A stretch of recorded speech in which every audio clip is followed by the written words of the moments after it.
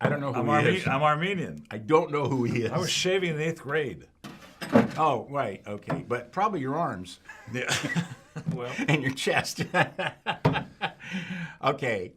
40 years ago. Speaking of 40 years ago. No. What were the classic You looked wines? it up? Of course I did. I wouldn't remember that. No, you forget it. You wouldn't know. Barucci. No, but actually pretty close. Sonoma Vineyards French Colombard. Colombard. Now that's kind of interesting because one of the wines we were tasting today could have had French Colombard in it. From the area of French from the area where they make it. And the other one was interesting. It was a Marquisat Beaujolais Village. Really? Yeah.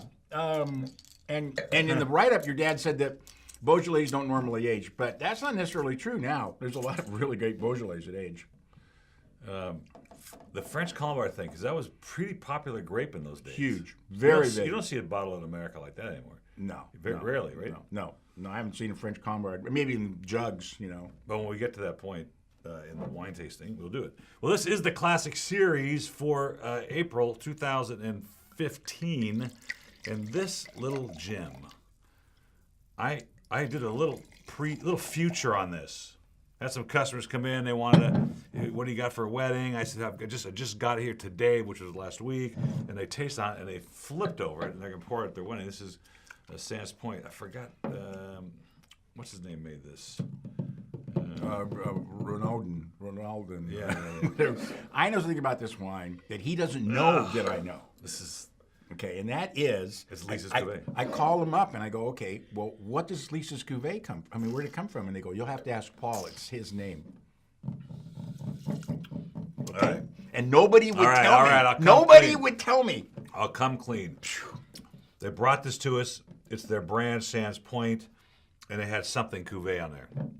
And I thought, well, it's a blend. So, in California, you actually can change that information on a label without going back to the feds and have a TTB. They don't care. Yeah. Well, it's important to know because...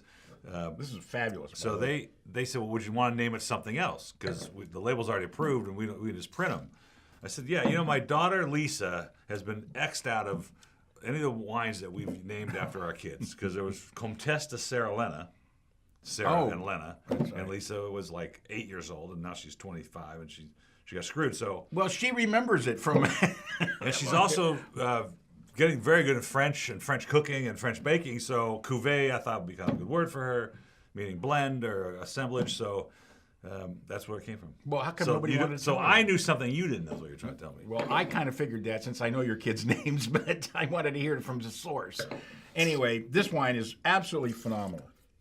It's a great balance. Really, but I think isn't this almost like 75% Cabernet? There's a lot of Cabernet in this, and I thought it was one of those wines where I think they could almost legally call it Cabernet, yeah. but I'm not sure. It's close to that. So all I know is it says the word "party" on the back.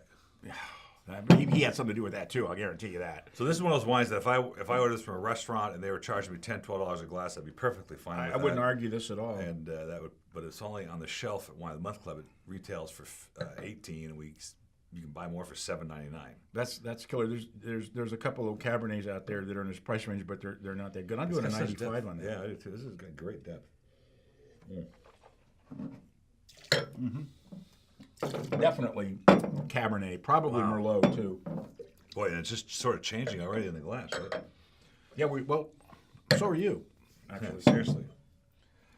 Now, Gascogne. Côte de Gascogne, one of my favorite areas. Gascogne. I love it. Gascogne. You don't say the E. Well, we're not really saying it. You're just sort of signifying that it's there. Now, this wine was a real pain to write about because they didn't want to tell me anything about it. And I, for the life of me, don't understand why. Because when I finally pressed them, they had a really fascinating story about the owner and where he came from. Maybe it's all lies. I don't know, but the fact is, well, the original guy that bought for Trader Joe's, that made Trader Joe's famous, was their wines, right? And it was Bob Burning. Bob Burning, right? and his daughter now works for the company, who's a doll, Christina. She's great. She brings in a lot of wine, and this is one of her wines that she brings in. It's not at Trader Joe's, and I love the family. Leo came in the other day. Leo's a great guy. Laughing. He's great owned guy. a couple restaurants, and he used to buy these glasses from us for his restaurant. But Gros Manseng, we've done a couple lately.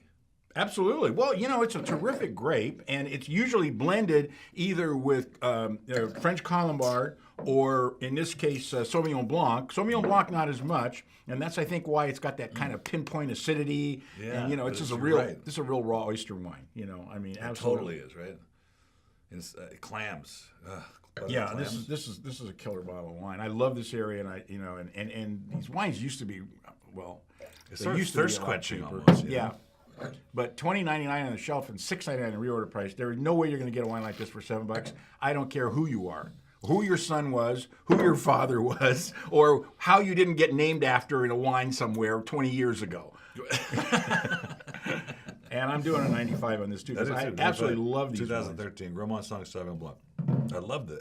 I like the word pinpoint acidity because it's not this lingering tannic, No, it's like right sock there. in the mouth. Yeah. You just feel it, right? It's really good. I'm feeling it now. I'm feeling it now. I'm feeling it now. Feel this. Thank you. My wife bought this for me. Can you imagine this? Well, how long have you been married to? So then she goes, every time I play with it, she goes, I can't believe this. I go, you bought it for me.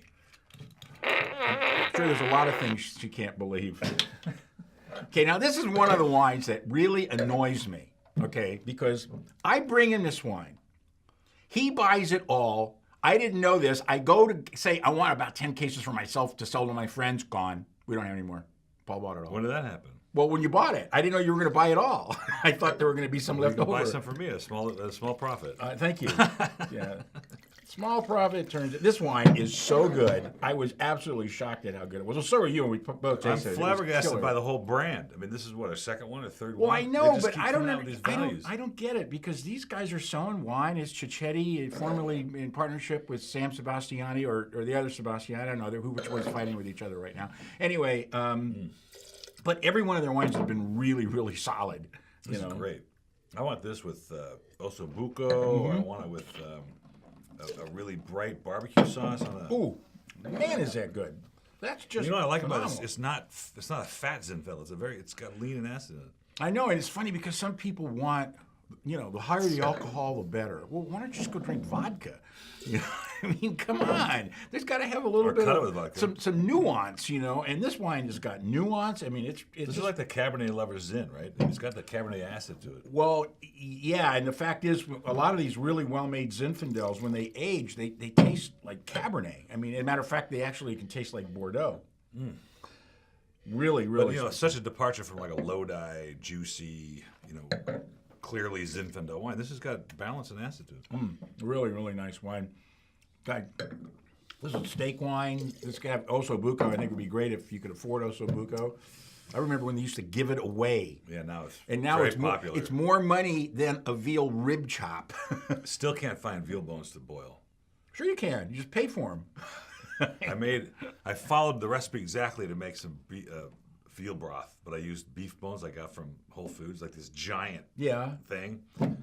Mirepoix, the whole thing, 8 hours. It was tasted like fat. Well, you got to skim the fat off. I did. I skimmed it, so I put it in the fridge, and I got Okay. coagulated, took it out. Still tasted like fat. So I called the guy that the website I got from. He goes, were they big bones? I go, they're huge. He goes, you're never going to get the flavor out of it. It's all fat. Oh, well, that's good to know. Yeah, it was terrible. It almost gagged me.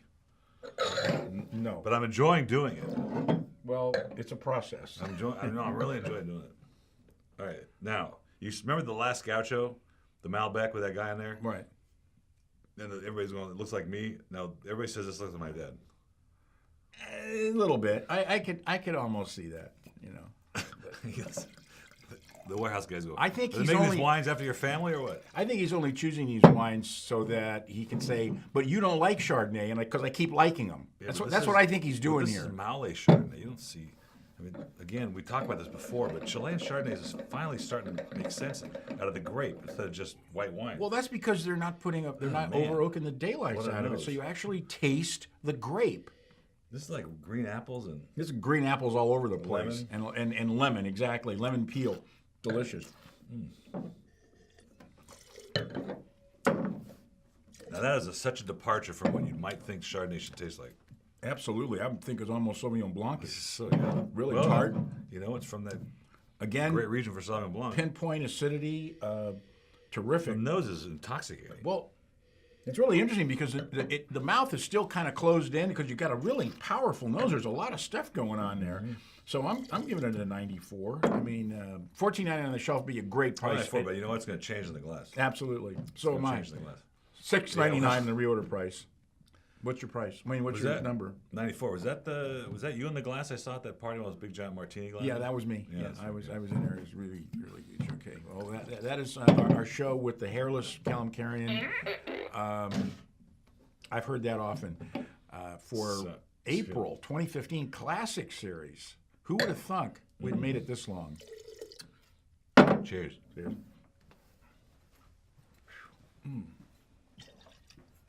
Okay.